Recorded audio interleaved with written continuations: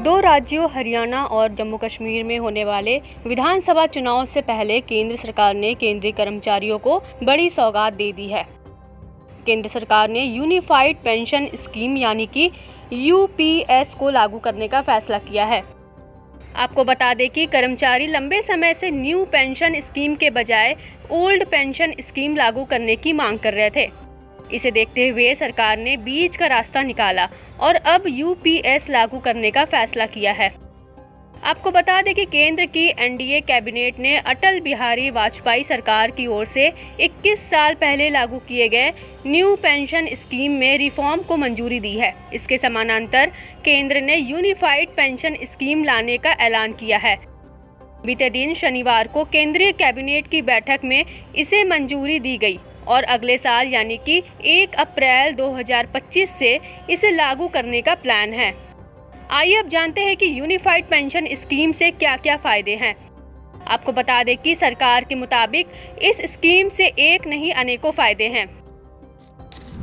अगर किसी कर्मचारी ने न्यूनतम 25 साल तक काम किया तो रिटायरमेंट के पहले आखिरी 12 महीने के औसत वेतन का कम से कम 50% पेंशन के रूप में मिलेगा।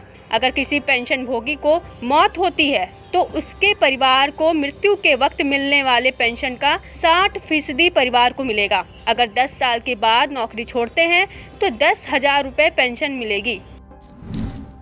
मोदी सरकार ने बताया कि इस स्कीम से 23 लाख केंद्रीय कर्मचारियों को फायदा होगा। हालांकि कर्मचारियों के पास यूपीएस या एनपीएस से कोई भी पेंशन स्कीम चुनने का ऑप्शन रहेगा। बता दें कि राज्य सरकार भी इसे अपना सकती है। यूपीएस से एम्प्लॉय कंट्रीब्यूशन का बोझ भी नहीं बढ़ेगा। यहाँ पर यह भी जानना जरूरी है कि कब से लागू होगी यूनिफाइड पेंशन स्कीम। आपको यहाँ यह भी बताना जरूरी होगा कि यूपीएस 1 अप्रैल 2025 से लागू किया जाएगा। सरकार ने बताया कि एनपीएस की शुरुआत के समय से इसके तहत रिटायर हुए सभी लोग और 31 मार्च 2025 तक रिटायर होने वाले लोग भी यूपीएस सभी लाभों के लिए पात्र होंगे। उन्होंने जो भी पैसा निकाला है उसे एडजस्ट करने के बाद बकाया मिल जाएगा। आइए अब जानते हैं यूपीएस, एनपीएस और ओपीएस में अंतर क्या है।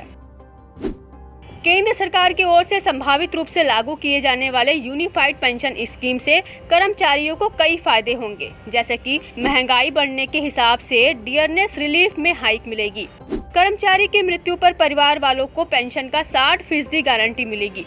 साथ ही ग्रेच्युटी के साथ एक मुश्त सुपर एनुएशन का भी प्रावधान किया गया है। केंद्र सरकार के तहत 10 साल की नौकरी पूरी कर लेने पर महीने में 10,000 रुपए पेंशन के तौर पर मिलेंगे। भारत की पेंशन नीतियों में सुधार के लिए केंद्र सरकार के प्रयास के बाद 1 जनवरी 2004 को एनपीएस ने ओपीएस की जगह ले ली थी। इस डेट के बाद सरकार सेवा में शामिल होने वाले लोगों को एनपीएस के अंडर रखा गया था। ओपीएस के तहत कर्मचारी अपनी रिटायरमेंट के बाद अंतिम वेतन का 50% पेंशन के रूप में निकाल सकते थे। एनपीएस की शुरुआत अटल बिहारी वाजपेयी की सरकार ने की थी। ओपीएस में भी एक कमी थी, इसमें कोई भी खास भंडार नहीं था। इसी वजह से ओपीएस लंबे समय तक टिकाऊ नहीं रह पाई थी। यूपीएस और एनपीएस में अंतर की बात करें तो पुरानी पेंशन में 20 लाख रुपए की ग्रेच्युटी दी जाती थी। रिटायर्ड कर्मचारी की मौत होने पर उसके परिवार को पैसा दिया जाता था। इसमें कर्मचारी के वेतन से कोई भी कटौती किए बिना सरकार पूरी पेंशन कवर देती थी। वही अब जो बदलाव किए गए हैं वह है कि चीजों को बाजार की ताकतों के भरोसे पर नहीं छोड़ा जा सकता है। ओपीएस के तहत मिलने वाली पेंशन पर कोई टैक्स नहीं देना होता था। हालांकि एनपीएस और यूपीएस में टैक्स का प्रावधान किया गया है।